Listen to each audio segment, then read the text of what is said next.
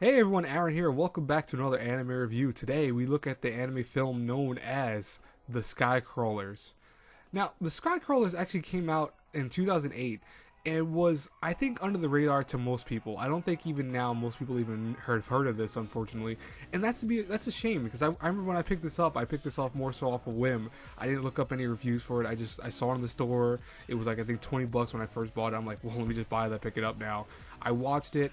And I really enjoyed it. It is a very weird and quirky kind of show, well, more so not show, but film. But there's a lot of heart to it, and there's something very unique and very different about it. And I'll tell you right now, the ending was quite something else. But let's talk about what Skycrawlers is and kind of get you guys hooked up onto it. So the Skycrawlers actually was a movie that it's kind of an alternative time to what would have happened instead of, you know, the way things go now. Instead of wars being played out typically in the typical fashion of, you know, troops going against one another on the ground, of course, and, you know, various things like that. The world's communities have decided, you know what? Let's just have airship battles, have them televised, have, you know, pilots for each side, and let's just determine the wars and the victors solely based off that concept.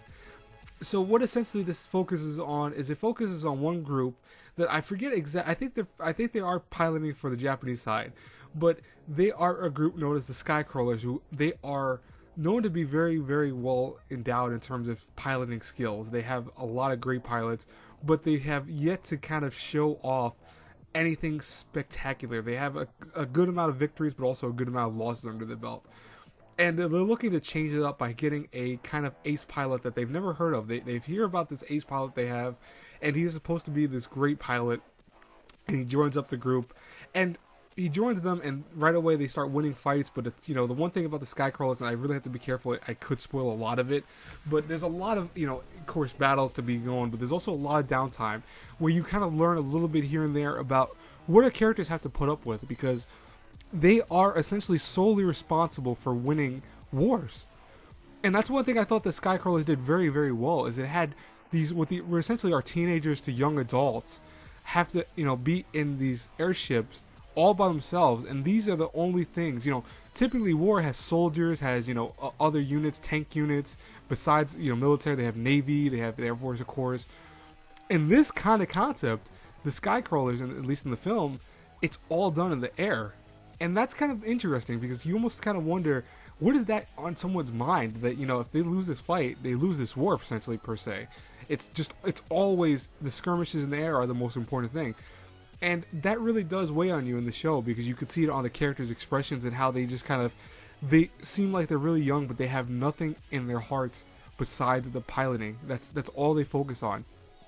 And, you know, I've known a few Air Force people in the past. I've talked to a few of them, and they will always tell you that, yeah, when you're in a ship, that's all you ever think about is, you know, you think about trying to win, trying to come back home, trying to do what you can do. You know, the thrill of it is something that comes in also, of course, because you're flying in a ship, of course. But in the Skycrawlers, I think what they're trying to focus on even more is just that all the weight of the kind of calamity that could be of this war if they lose is on these young pilots' shoulders. I couldn't say shoulders for a second. And that's a very interesting take on something that I've never seen too often in anime. Because, I mean, anime usually, they can do things like this, meaningful, of course. But in this show, I think it was done very, very well for a war show. I really do like this. Now, there are some issues with Skycrawlers, and typically there's only a few I'm going to name. One of them is the actual animation. I'm not a huge fan of the animation. Production IG, I'm very used to their works, and I'm very used to them always doing different things with their work in general, because they really try to push the, I kind of say want to say that the lever in sense of always going forward with what they're doing. The animation always gets better and better and better, to me at least, over the course of the years that I've watched Production IG. But this show was not a very good sign of that. I think this show was kind of like a few steps back from their usual typical productions. Now, don't get me wrong, the airship battles, all that is amazing. I mean, like, look at just this visual right here. This is a visual straight from a shot of the anime. That looks spectacular. And this came out again in, folks, 2008. You know, this is something I would expect in 2014, 15 at least. But this is 2008, so I mean, it had a lot of strength behind it. The only problem is that, again, the issue with the actual animation not comes from that, but more so from the actual people in it. I might throw an image. I'm not sure if I'm gonna do that right now, but I might throw an image of how the characters look real fast, and then go back to the airship pictures. But they do not look that good compared to the actual airships, and that was my biggest issue with the show. Also, another issue is more so the downtime of the show. Like I said before, there is a lot to be loved about the show's kind of thought process. I mean, again, the focus on the war, the focus on characters going to war and what it does to them in their heads is extravagant. It's amazing. But there are a lot of times where you kind of wish the story would pick up a little more, a little bit faster, you know, because just you want to get to those airship battles, you want to get to the kind of meat and potatoes of the actual show, and unfortunately there is a lot of downtime when there's nothing happening on screen. Now, you know, I'm going to tell you right now, this is very rare I do this, but there are some times where you'll see an ending for an anime film that will actually make the score, to me at least, go higher. And that's one of these films right here. When this anime ended, it was on such a revelation that I was like, whoa, are you kidding? I didn't even think about that. It was that awesome. It was a really, really good ending. And it was also kind of disturbing. And that's why, you know, to me, that almost brought up that really did bring it a whole grade. Like, I mean, originally I would have given this a little bit of a lower grade, but because of all of that, because of some solid animation, you know, mixed, you know, visual animation in terms of, you know, how the characters looked, because of some great soundtrack. I mean, I'll tell you right now, the dog battles, when you actually have the dog fights in the air and just the downtime music also, it is very good. You could see that they actually really put a lot of attention to the soundtrack of this. Voice acting wise, stellar, both Japanese and English dub, so you can watch either way and enjoy it both ways. I think the Japanese dub is slightly better because there's only a few that are really good English dub wise, but for the most part, everyone does their job very well.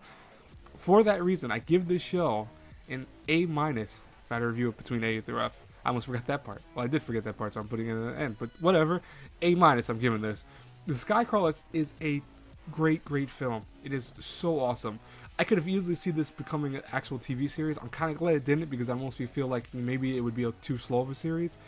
But as a film that's around, like, you know, I think an hour and a half, a little bit over that, maybe a little under, this is a really good film. I highly recommend it to anyone who wants to watch a kind of World War II type-esque, you know, airship type anime, because there's not too many of those anime out there. I mean, I know there were more some of the best, like with Macross and all that, which I will eventually get to reviewing. I have loads of reviews to do with Macross and other things like that, but there really isn't a lot of anime like this in the world of anime.